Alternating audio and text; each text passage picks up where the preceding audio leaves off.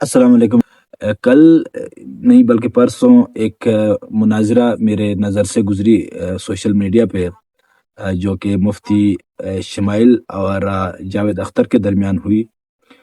काफ़ी इल्मी दलाइल और काफ़ी बेहतरीन मुनाज़रा हमने देखा, जो कि एक मुल्हिद जावेद अख्तर साहब जो हैं वो डज़ गॉड एग्जिस्ट के टॉपिक पे उनका जो है बात करने का मुनाज़रा था।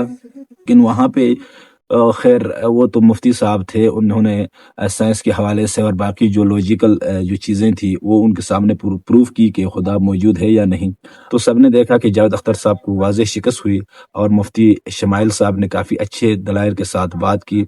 और हम मुफ्ती साहब के इंतहाई मशकूर भी हैं, और हम इस तरह के मुफ्ती और उलमा इकराम हमारे लिए बाइस फ़ख्र हैं और हमारे दीन के हीरोज़ हैं, हमारे इस्लाम के हीरोज़ हैं, जो हमारा इस्लाम को प्रोटेक्ट करते हैं, जो हमारे राइट्स को प्रोटेक्ट करते हैं, और जो इस तरह मुल्हिद और नॉन मुस्लिम के सामने हमारा मुद्दा, हमारा कुरान व हदीस को खोल खोल कर एक्सप्लेन करते हैं कि इसमें कोई शक नहीं है।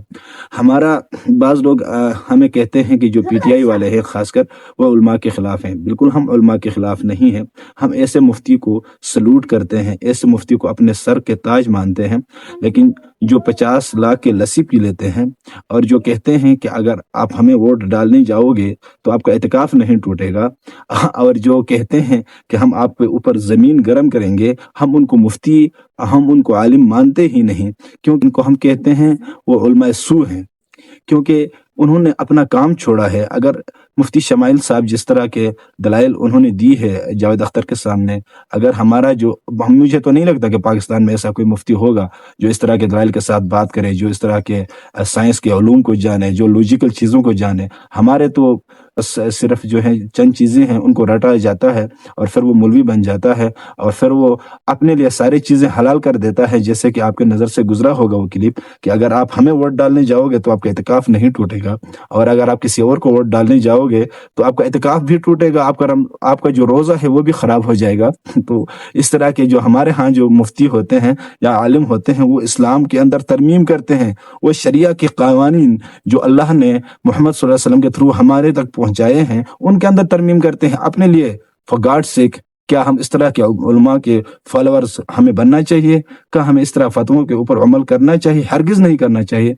अगर कोई सच्चा आलिम दीन होगा, कोई सच्चा मुफ्ती होगा, अगर वो हमें दलाइल के साथ, शरिया कानून के साथ और शरिया उसूलों के साथ हमें साबित भी कर दे कि इमरान खान मिसाल के तौर पर यहूदी हैं या फिर उनको वोट देना जो है गुनाह है, अल्लाह की कसम सबसे पहले मैं उस मुफ्ती साहब को मानूंगा और इसकी बात पर मन अन अमल करूंगा। और मिसाल के तौर पर इमरान खान या जो भी होगा, हम उसके खिलाफ जाएंगे अगर वो शरिया, अगर वो ऐसा कोई चीज़ लाए सामने कि इस तरह है।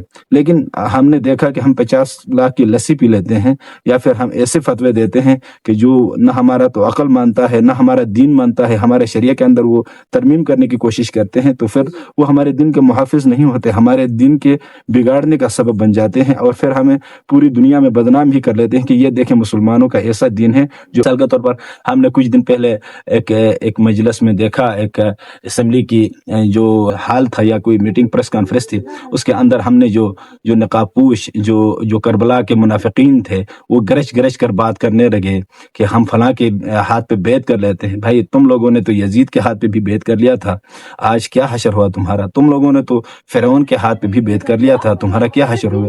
खैर वो बातें छोड़ो, वो तो लंबी बातें होंगी फिर। लेकिन जो असल बात है वहाँ पे जावेद अख्तर साहब और मुफ्ती शमाइल के दरमियान हुई।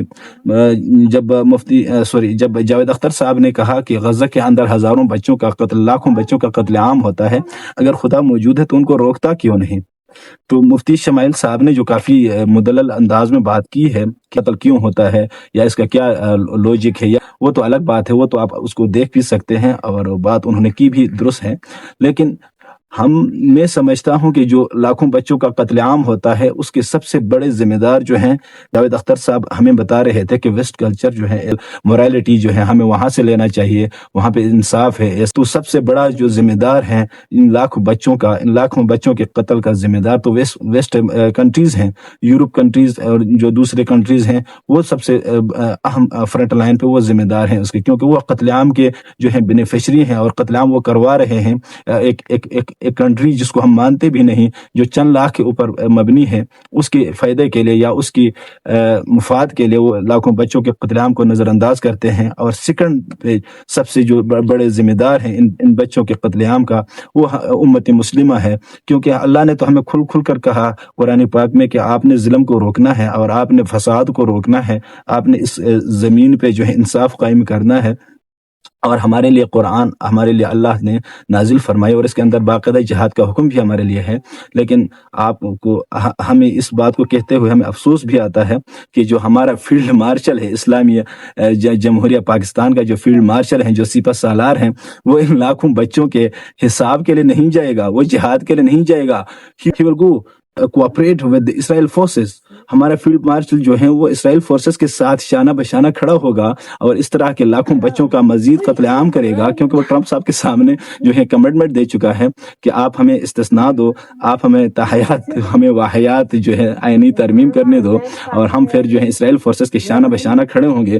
حماس تنظیم کو یہ جا کے ڈی آرم کریں گے، یہ ان کے جو ہے مسلح جو گروہ ہیں ان کے ساتھ جا کے لڑیں گے. جس طرح افغانستان میں انہوں نے قتل عام کیا، جس طرح ڈی چوک میں انہوں نے قتل عام کیا، جس طرح مرید پور میں انہوں نے قتل عام کیا، اب یہ جائیں گے.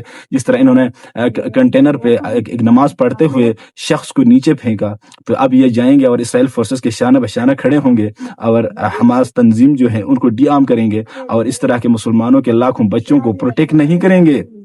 ہاں، آپ نے صحیح سنا، یہ لاکھوں بچوں کو جو ایک ملحد جس کا ہمیں تانا دیتا ہے کہ اگر آپ کا خدا موجود ہے تو اس طرح وہ لاکھوں بچوں کو پروٹیکٹ کیوں نہیں کرتا.